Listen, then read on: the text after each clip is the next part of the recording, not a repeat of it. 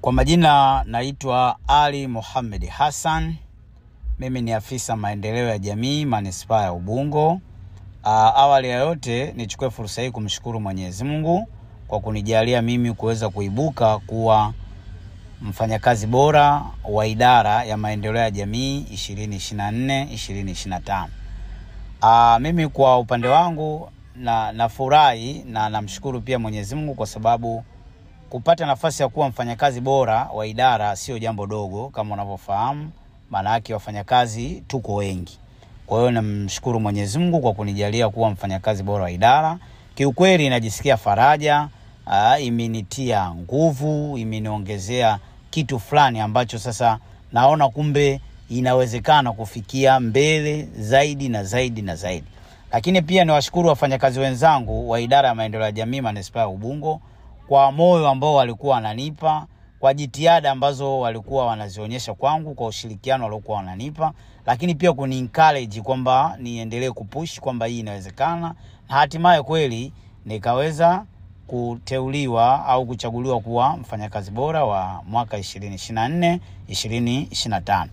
Lakini pia niwaombe wafanyakazi wenzangu bora katika idara tofauti kwenye halmashauri ya manispaa ya Ubungo, lakini kwa Tanzania kwa ujumla, kwamba hii dhima tulioipata leo basi ni dhima ambayo inatakiwa tuongeze, kwa maana kwamba tuongeze juhudi zaidi na zaidi ili tuweze kuwafikia wananchi wengi au jamii kubwa katika nchi yetu ya Tanzania.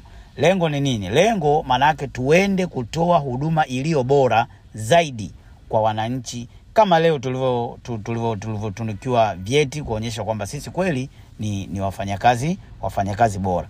Lakini pia nimshukuru Mheshimiwa Rais Daktari Samia Suluhu Hassan kwamba Mheshimiwa Rais ameona kundi la wafanyakazi ni kundi ambalo ni bora, ni kundi ambalo anaona kabisa kwamba akiongeza jitihada za kutuongezea maslahi yetu, mfano mishahara, basi tunaenda kubadilisha taswira kabisa ya utoaji wa huduma kwa wananchi. Kwa mimi nimshukuru Mheshimiwa Rais, na ukiangalia Mheshimiwa Rais kila mwaka ana namna anavyoongeza mishahara.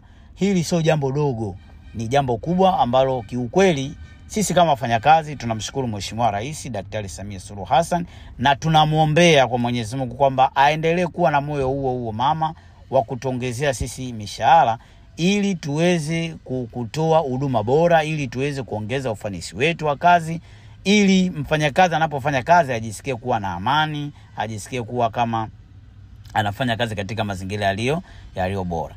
Lakini niwasihi na niwaombe wafanyakazi wenzangu wote sasa halmashauri ya manispaa Ubungo, lakini wafanyakazi wenzangu wengine wote ndani ya Tanzania kwamba tuone namna ya kutumia 4R za Mheshimiwa Rais kwenda kuboresha huduma kwa kuwafikia wananchi walio wengi.